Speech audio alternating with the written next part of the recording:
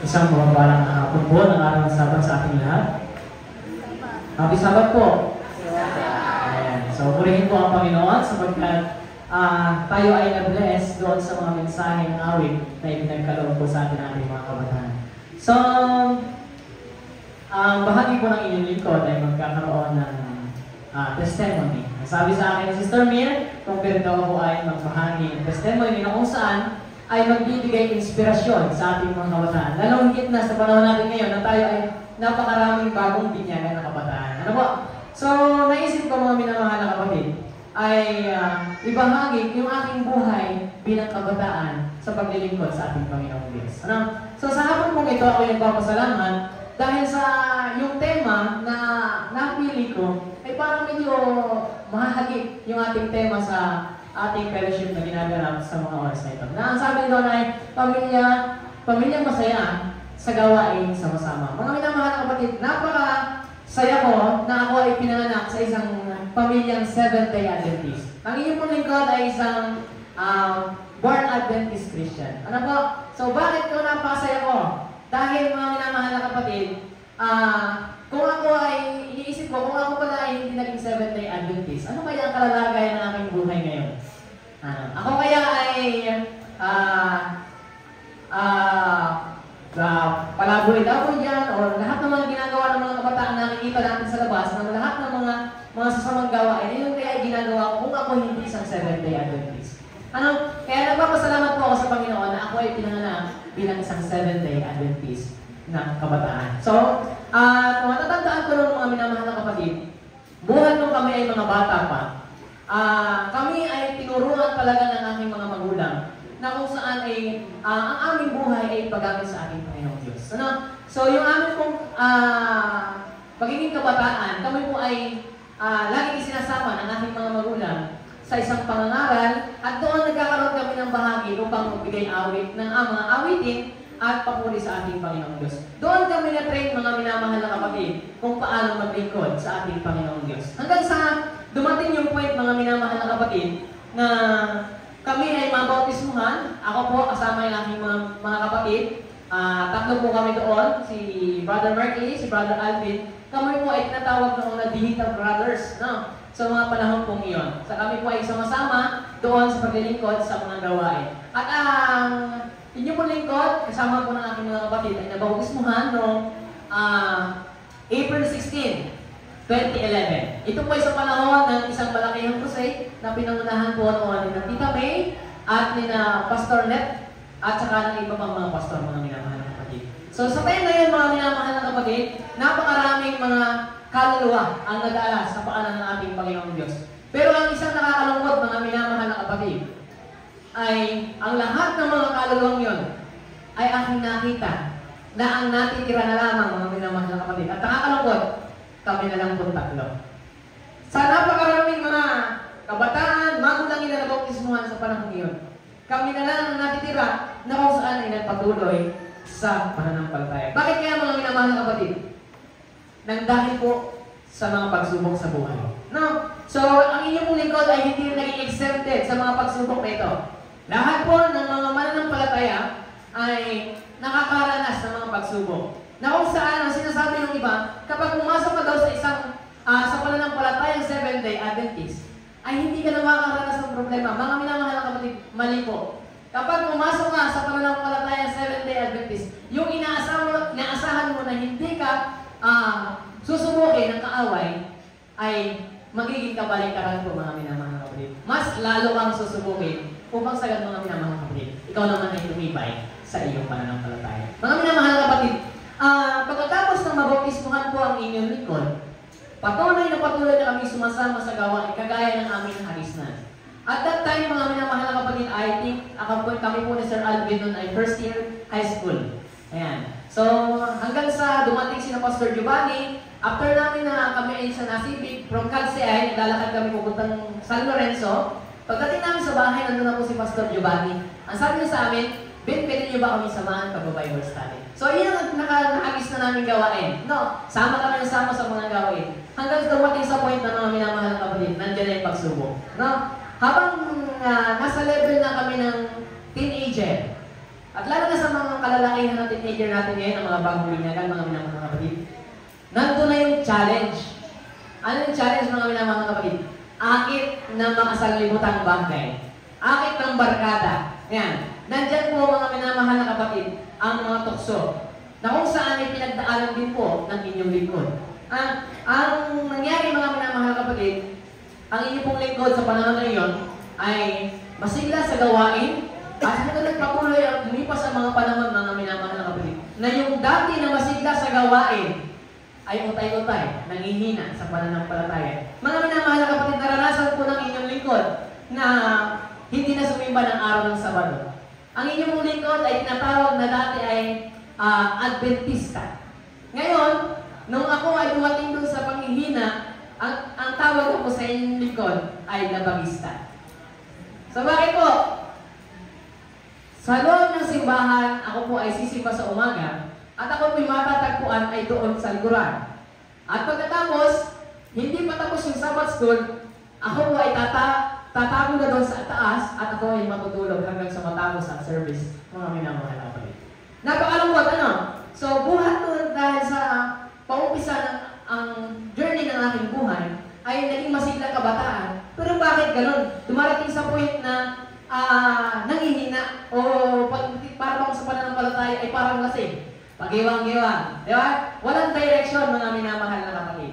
And then, hanggang sa lumipas ang mga panahon, mga minamahal na kapatid. Lumipas ang mga taon. I think, 4 to 5 years na gano'n ang aking style sa pananampalataya. Sisimba, hindi. Sisimba, hindi. Mga minamahal na kapatid, isang warning sa mga kabataan ngayon.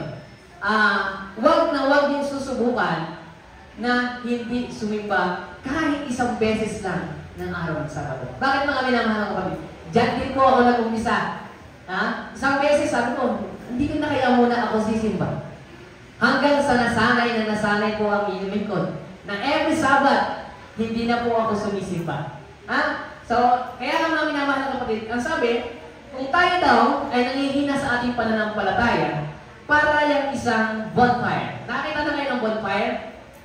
Pagka ang bonfire ay sama-sama, di ba malakas ang apoy? Pero once na may tanggalin tayo ng isang kahoy at ilayo natin, paglaruan natin, mga minamahal na kapatid, ano nangyayari dun sa isa?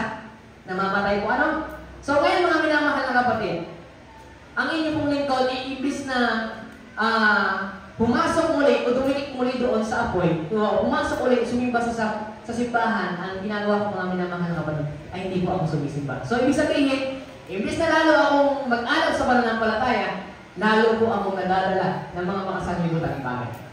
Nanghina po talaga ang inyong likod sa pananampalataya. At good thing, mga minamahal na kapatid, dumating ang lockdown ng 2019. Yan. So si Brother Arvin ay natapos ang kalayasan. Na-lockdown. Natapos ang kalayasan, mga minamahal na kapatid. At doon, pinarealize sa akin ng Panginoon kung gaano kahalaga ang paglilingkod sa ating Panginoong Diyos na kasama ang ating buong sambahayan. Nagkaroon kami muli ng family bonding ng aking family doon sa kabundukan sa panahon ng lockdown. At doon na utay-utay kong na-realize yung dati naming gawain. O para bang namis ko yung aming dating gawain na kami sama-sama buong pamilya na naglilingkod sa Panginoon na minsan uuwi kami na walang pangsain, walang pang-ulam, pero may ginagawa po mga maraan ng ating Panginoong Diyos upang kami makasurvive. So ito yung na-miss ko ng buong lockdown, mga minamahal na kapatid. Parang ang sabi ng Panginoong Diyos ay balik tanawan mo ito yung ginagawa. Doon ko na-realize, mga minamahal na kapatid, napakahalaga talaga mga minamahal na kapatid, na kapag ang isang pamilya ay nagkakaisa na naglilingkod sa ating Panginoong Diyos, meron talagang pagkakataon na tayo ay susubukin, ngunit kung tayo ay patuloy na lalapit sa ating pamilya, na siyang magdadala sa atin o patuloy na magpapalakas sa atin sa ating pananampalataya, ay hindi tayo mawawala. Kaya, mga minamahal na kapatid, kung ikaw man ay nag-iisa, Seventh-day Adventist sa iyong pamilya, naririto ang iyong pamilya, mga minamahal na kapatid. Lapitan mo natin upang sa ngayon hindi tayo malayo sa pananampalataya. Napakahalaga na meron kang pamilya sa loob ng simbahan. At pagkatapos nun, mga minamahal na kapatid, na-realize ko ng lockdown na ipagpatuloy yung gawain. No? Sabi ko, Panginoon, ano po ba ang iyong plano talaga sa inyong lingkod na ito? Tinanong ko ang aking Panginoon, sabi ko, ano po ba talaga ang iyong plano? Gusto po ba ninyong ipagpatuloy ko yung aking nasimula noong ako'y bata pa? O gusto niyo po bang tigilan na lang? O hayaan na lang mga minamahal na kapatid? Alam niyo mga minamahal na kapatid? Sabi ko, kung kami naman ay magkakaroon ng Voice of Youth team, kasi nag-usap-usap na po kami ng aking kaibigan na Tagalogban at Tagalusena. So, plano namin, bumuo kami ng isang Voice of Youth team sa panahon kong iyon. Ngunit, mayroong problema. Dahil lockdown, lahat kami walang mga pera. So, sabi namin, hahanap muna tayo ng pagkakakitaan. Then, napapasok kami mga minamahal na kapatid sa tinatawag na multi-level marketing. O, isang networking company. Na kung saan mga minamahal na kapatid, ay parang doon namin makikita yung solusyon doon sa aming problema na magkakaroon kami ng pondo, na sapat na pondo para kami ay makapag-daos ng mga pangangaral at bubuo kami ng team ng isang Voice of Youth team. So mga minamahal na kapatid, dumating sa point na nag-click naman yung aming ginawang yung aming sinalihang programa. Na kung saan na nakakita kami ng mga pera, then dumating sa point mga minamahal na kapatid na umaasenso na rin yung aming grupo. Hindi po sa pagbibigay kung mga minamahal na kapatid, pinagkalooban tayo ng Panginoong Diyos ng isang sasakyan doon sa aming grupo. And then dumating sa point mga minamahal na kapatid na parang nalilimutan na namin kung ano ba yung main purpose ng bawat isa, kung bakit kami nandoon sa trabaho ngayon o yung sa gawain ngayon. Nakakalimutan na namin kung ano yung pinakang goal namin na kami ibubuo ng isang team. At sa halip, mga minamahal na kapatid, kami ay nakapokus na lang sa pagpapayaman. Ang sabi doon?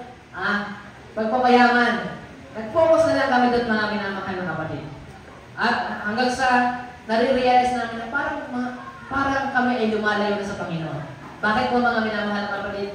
Darating ang mga oras ng Friday, lulubog ang araw, nasaan po kami? Nasa mga business meeting, nasa mga lansangan, naglalayas pa kami, kung saan-saan pa kami naabot. Hanggang sa darating ang araw ng Sabat, wala na kasiglahan. Parang tamlay na mga minamahal na kapatid. Nalimutan na namin kung ano yung aming pinangako sa aming Panginoong Diyos. Then dumating ang time, mga minamahal na kapatid, pinaalalahanan muli kami ng aming Panginoong Diyos. Nagkaroon kami ng isang grupo, mga minamahal na kapatid, na parang isang turnohan style. Lahat kami, maglalabas kami ng malaking halaga. Upang sa ngayon, yung aming programa ay lumusad o mas lalong lumaki ang kita. Hanggang sa mga minamahal na kapatid, dumating yung point na ito ay nasira. At doon kami nagkawatak-watak, mga minamahal na kapatid. At doon, sa time na yun, parang nalungkot ako.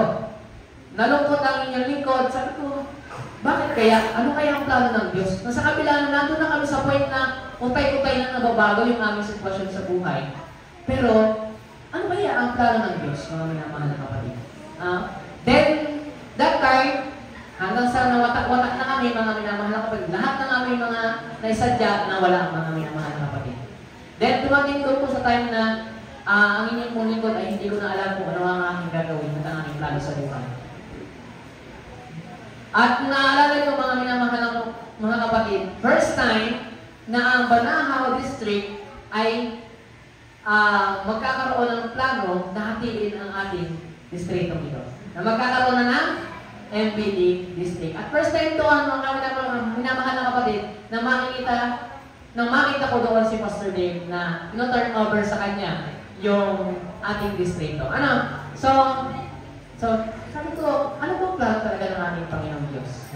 Then dumating si Pastor Dave isang Sabado sa Mauban SDA Church at ipinakilala siya ni Pastor Romel. At ang sabi niya nung hapon, after ng EY, pwede ba pumunta ako sa inyo? That time, gulong-gulo ang isip ko mga minamahal na kapatid. Sapagkat hindi ko alam kung ano yung mangyayari sa aming buhay sa kabila ng mga pangyayari na nangyari na kung saan naging down na down ang inyong lingkod. Sabi niya, pupunta po ako sa inyo, sabi ni Pastor John. Hanggang sa nagkaroon kami ng konting banding at nang sabi niya, sino kaya ang pwedeng makasama at gusto kong makapunta sa Hagbalite? Yeah. So sabi niya, meron siyang gagawin pangangaral doon. Sabi ko, ginagawa, bakit ko kaya hindi subukan? Ano? So, sa kabila na ako ng problema, gusto ko mag-relax. Hindi, sabi ko, bakit hindi ako sumama doon sa pangangaral na yun? At doon, mga minamahal na kapatid, kami dalawa ni Jewel, ang aking kapatid na babae, ay kami ay nakasama doon ni Pastor Dave. At that time, mga minamahal na kapatid, meron kaming pangangaral na ginawa. At pagkatapos ko mga minamahal na kapatid, ay doon naranasan ko, I think, 4 nights, pang-4 na gabi na noon. Pagkatapos ng program kami po ay ganda tulog. At pagkatulog namin, sobrang tahimik ng lugar. At pagdating ng mga alas 12 ng madaling araw, ang inyong pong lingkod ay nagising. Lahat po sila tulog na. Ang inyong pong lingkod ay nagising at kabang-kaba ng aking dibdib. At ako'y balisang-balisa. Hindi ko alam kung ano yung ang nangyayari sa akin. Alam niyo mga minamahal na kapatid, ako po ay lumuhod at nanalangin. Nakipag-usap ako sa Panginoon. Sabi ko, ano po ba ang plano niyo, Panginoon Diyos? And that time, na-realize ko yung sinabi ni Desmond Doss, mga minamahal na kapatid. Ano ba ang sinabi niya doon sa napanood kong Hacks Ridge, kung natatandaan niyo po. Ang sabi niya doon, nang habang siya ay nililigtas niya yung kanyang mga kasamaan, dahil sa ito yung mga sugatan, mga minamahal na kapatid. Ang sabi niya doon ay, sa ating Panginoong Diyos, Lord, please help me get one more.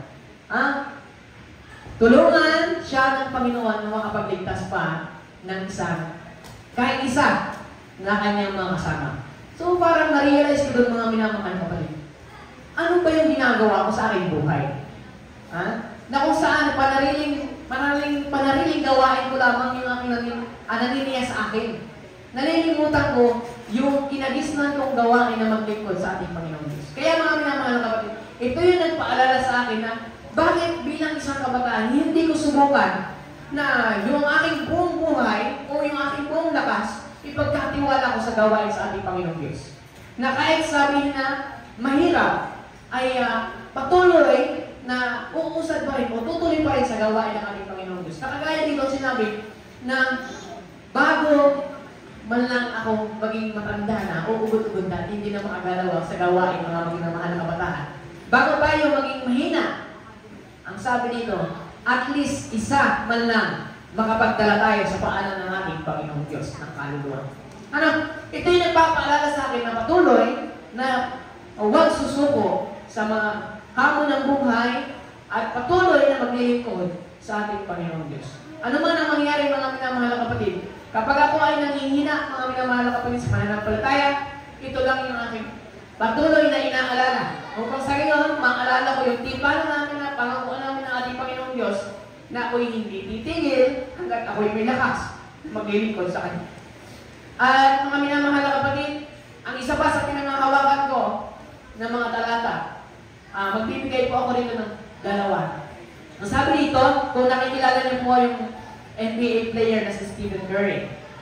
Yan. Kung kayo man ay parang pinanghihinaan ng loob, na parang hindi nyo kayang gawin na maglingkod sa ating Panginoong Diyos. Ang sabi dito sa Philippians 4 verse 13, sabi doon, I can do all things through Christ who strengthens me. Lahat ng bagay ay ating magagawa sa tulong ng ating Panginoong Diyos na siya nagpapalakas sa bawat isa sa atin. At ano ba yung isa mga minamahal na kapatid? Matthew 6:33. Seek ye first the kingdom of God and His righteousness, and all these things shall be added unto you. Walang imposible pala mga minamahal na kapatid. Kapag tayo ay patuloy na hanapin ang kaluwalhatian ng ating Panginoong Diyos, lahat ng mga bagay ay pawang ipagkakaloob sa bawat isa sa atin. Kaya sa mga kabataan natin ngayon, ipagamit ninyo ang inyong kalakasan upang tayo ay patuloy na susulong sa gawain ito ng ating Panginoong Diyos. Pagpalain mo tayo sa hapon ito.